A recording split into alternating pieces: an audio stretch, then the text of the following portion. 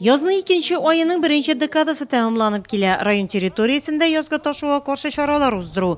Бүгін кеңешмәдә әлеге мәсьәләнең каралуы мөһим һәм иң вакытлы. Быел районның 7 торак пунктында су басу куркынышы яны 172 йорт, 446 кеше, шул исәптән 77 бала зыян күрергә мөмкин. И мост через реку Большой Черемшан без населенного пункта Урняк. При подтоплении данного моста могут быть отрезаны от основной дороги жителей деревни Урняк. На реке Аксюминка в населенном пункте Якушкина образуются заторы. В зону подтопления попадают 73 жилых дома. На региональных дорогах имеется 29 мостов, 205 водопропускных труб на дорогах местного значения, 63 моста, 379 водопропускных труб. Ответственный ОВО-мостовик в городе МУП УКЖХ, где не начаты в полном объеме работы по очистке от снега и льда. Табигат стихиясына каршы туру авыр, аның нәтиҗәләрен бетерү тагында катлаулы. Киңәшмәдә чыгыш ясаган икенче бер җаваплы зат су басуга дучар булып та чиста суга мохтаҗлык кичергән чиракта ни эшләргә кирәклеген тәфсилләп аңлатты.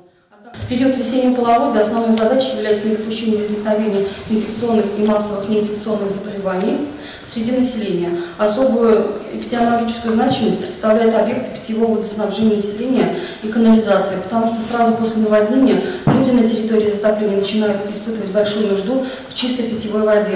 Көн колагындагы тагын бер мәсьәлә санитар 2 айлык турында. Аны ничек итеп нәтиҗәле оештыру, уртак йортыбыз Нуратны чиста да, төзектә итү турында да зурдан күп сөйләштеләр киңәшмәдә.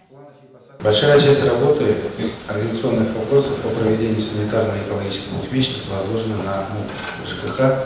Предприятиям и учреждениям еженедельно необходимо организовать санитарные часы по уборке закрепленных территорий. Внимательно подойдите к этому вопросу. Очень быстро надо провести эту работу.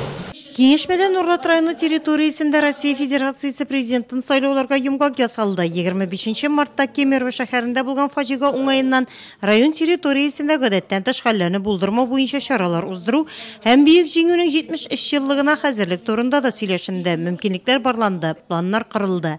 Предприятиеләр эшчәнлеге турында отчет эшлекле киңәшмәдә көн тәртибендә бүгенге көнне шундый пунктка кертеләчәк. Беренче хисапны исә район электр шелтәрләре җитәкчесе Иван Николаев ясады.